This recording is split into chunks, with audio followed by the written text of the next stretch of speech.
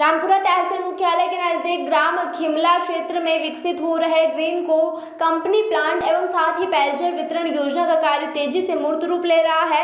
इन कार्यों में बड़ी मात्रा में मानवीय श्रम की आवश्यकता रहेगी, किंतु कंपनियों द्वारा रामपुरा क्षेत्र के लोगों को रोजगार नहीं देने तथा क्षेत्र के बाहर के लोगों को रोजगार देने पर स्थानीय लोगों ने आपत्ति उठाई है। इस संबंध में पूर्व ब्लॉक कांग्रेस अध्यक्ष सम्राट दीक्षित द्वारा यह बताया गया कि मनासा एसडीएम को आवेदन देकर क्षेत्र के लोगों को रोजगार उपलब्ध कराने हेतु कंपनी से बातचीत करने का आग्रह किया है। इस संबंध में दीक्षित ने स्थानीय डाक बंगले पर एक प्रेस वार्ता आयोजित कर अपनी बात रखी। साथ ही एसडीएम मनासा ने पत्रकारों से चर्चा में क्या कुछ कहा, आइए जानते हैं। अभी तक मुझे एक व्यक्ति का एक नाम बता दे जिसको उन्होंने यहाँ नौकरी पर रखा हो। जो जितने लोग काम कर रहे हैं वो बाहर के कर रहे हैं। मैं आपको विज्ञापन उनका उपलब्ध करा दूंगा। उस विज्ञापन में उन्होंने बहुत स्पष्ट कहा है कि जो है 50 किलोमीटर से बाहर, मतलब शिमला से 50 किलोमीटर दूर का व्यक्ति ही आवेदन करे। कौन से रोजगार की बात कर रहे हैं वो आज, और क्यों करे 50 किलोमीटर का, और यहाँ का युवा बेरोजगार क्यों रहे। यहाँ के और प्रायोरिटी तो यहाँ के युवा को रहना चाहिए। आज जिस गांधी सागर के पानी को लेकर वो आज यहाँ पे काम करना है, तो सबसे ज़्यादा प्रभावित जो है वो रामपुरा हुआ है। जिस समय ये बांध बना है उसमें सबसे ज़्यादा अगर किसी ने त्रासदी झेली है तो वो रामपुरा ने त्रासदी झेली है। रामपुरा का अपने आप में गौरवशाली इतिहास रहा है। होलकर स्टेट की अपने आप राजधानी रहा है। रामपुरा की 20,000 जनसंख्या रही है। सिर्फ और सिर्फ इस डैम की वजह से अगर नुकसान हुआ है तो रामपुरा को हुआ है। और अगर आज डैम से अगर कोई लाभ लेने का अगर अवसर बनता है तो वो पहली प्रायोरिटी जो बनती है वो रामपुरा शहर की बनती है या रामपुरा क्षेत्र की बनती है। क्या इस आंदोलन में कांग्रेस के बैनर तले जो आंदोलन होगा या कांग्रेस के बैनर तले होगा? कांग्रेस के साथी भी रहेंगे इसमें। कांग्रेस का तो रहेगा ही, बाकी इसमें सबको लेकर चलेंगे। इसमें कांग्रेस या किसी दल की कोई बात नहीं है। इसमें जो है ये युवाओं की लड़ाई है, और कांग्रेस सदैव युवाओं की लड़ाई लड़ी है कांग्रेस ने, पर उसके बावजूद भी सबको लेकर चलेंगे। इसको जो है मैं प्रयास ये करेंगे कि दलगत राजनीति से इसको दूर रखा जाए। सर, इतने समय से कांग्रेस को युवाओं की याद नहीं है और इस बार चुनाव नजदीक है और युवा की याद आ गई, तो कहीं ये पॉलिटिक्स स्टैंड तो नहीं आपको? इसमें राजनीतिक स्टैंड तो है ही नहीं भाई। और रही बात हम आज जो है, जब आज प्रोजेक्ट शुरू हो रहा है, भर्तियाँ आज शुरू हो रही है, तो आज ही बात करेंगे। इसमें कोई राजनीति वाली बात नहीं है। इसके पहले भी कांग्रेस के जहाँ से कई विधायक मंत्री बन के रहे, तो उन्होंने क्यों नहीं रोजगार की बात करी? नहीं, पहले 10 साल तक विधायक यहाँ मंत्री रहे। पूर्व कैबिनेट मंत्री यहाँ से नरेंद्र जी नाटा रहे हैं। मान लीजिए बहुत सारे कांग्रेस की इतना लंबा कांग्रेस का शासन रहा है। उसी शासनकाल के दौरान यहाँ से कमल के चला गया, तब आपने विकास की बात क्यों नहीं की? देखो, जब माननीय नाडा साहब उद्योग मंत्री थे तब हम लोग स्कूल कॉलेज में पढ़ा करते थे कि हमारे यहाँ के विधायक जी मारू जी ने यहाँ कहा था कि भाई मैं, अभी आप लोग भी सब लोग थे, अभी जो नगर पालिका का जो शपथ ग्रहण समारोह था उस समय भी उन्होंने कहा, वो हर बार ये कह रहे थे कि मैं रामपुरा के लिए बहुत बड़ा करूँगा, तुम सोच भी नहीं सकते इतना बड़ा करूँगा, पर बताऊँगा नहीं। अब 3 महीने बचे हुए, मेरा तो उनसे भी आपके माध्यम से निवेदन है कि भाई वो अब तो बता दें, 3 महीने बचे हैं, चुनाव के बाद बताएंगे तो फिर उसका कोई औचित्य नहीं रह जाएगा।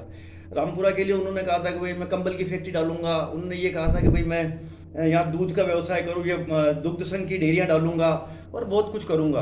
और सबसे बड़ा आश्चर्य की बात यह है कि मैं आप लोगों के माध्यम से बता दूँ कि जिस समय से मैं पार्षद प्रतिनिधि हूँ, वर्तमान में नई परिषद बनी है, तो बड़े इत्तेफाक की बात है कि आज तक इस नई परिषद को बने आज 1 साल होने वाला है।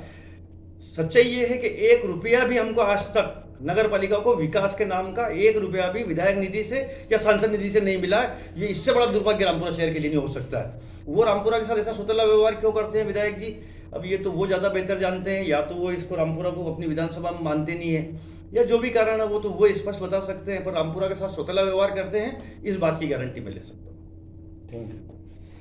राजनीति में जो है सक्रिय हूँ। सन 2003 में मैं पार्षद बना, तब से लेकर मेरे को पता है अच्छे से, तब से भारतीय जनता पार्टी की सरकार है।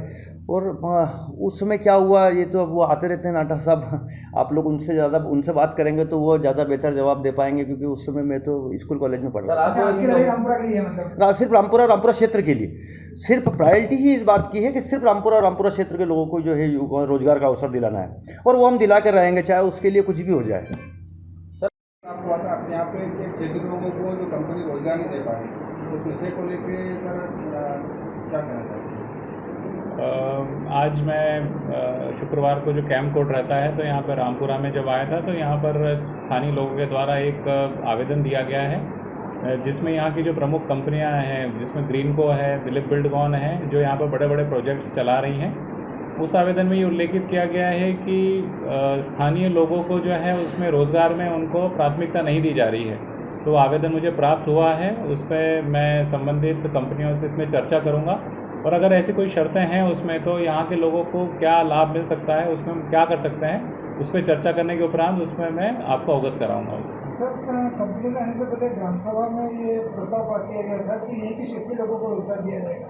उस ग्राम सभा में शायद आप भी उपस्थित थे, तो उसके बावजूद कंपनियों का इस तरह क्षेत्रवासी के साथ शोषण व्यवहार। जी बिल्कुल, आप सही कह रहे हैं। इसमें पूर्व में ग्रामीणों ने भी कुछ ऐसी बातें रखी थी जिसमें मैं भी गया था, तहसीलदार गए थे, वहाँ पे हमने लोगों की बातें भी सुनी थी। तो उसमें कंपनी के द्वारा बाइफर्केशन कुछ किए गए थे उसमें कि जिसमें स्किल्ड वर्क होता है, जिसमें मान लीजिए कि उसके सब इंजीनियर्स हैं या जो ऊपर वाले होते हैं उनके लिए जो उनकी कंपनी की जो शर्तें हैं, जो कंडीशंस होंगी उसके अकॉर्डिंगली वो करेंगे, लेकिन जो लेबर क्लासेस रहती हैं उसमें जो है वो प्रायोरिटीज़ यहाँ के लोकलाइट्स को ही देंगे। तो इसीलिए जो है वो स्किल्ड वर्कर होगा या लेबरर होगा और हमारे यहाँ कैसे ज़्यादा लोगों को हम लाभ दे सकते हैं, तो उस पर मैं चर्चा करके बताऊँगा। अभी वर्तमान में कंपनी ने सिक्योरिटी एजेंसी को यहाँ के लिए विज्ञप्ति निकाली थी जिसमें इंदौर की कंपनी को ऑथराइज किया गया था। उस कंपनी ने अपनी विज्ञप्ति में स्पष्ट तौर पर लिख किया कि जहाँ कंपनी काम करे उससे 50 किलोमीटर क्षेत्र में किसी को लोकल लोगों को रोजगार नहीं दिया जाएगा। अभी आप ही के द्वारा मेरे संज्ञान में ये बात लाई गई है, इस पर भी मैं चर्चा करके बताऊँगा आपको।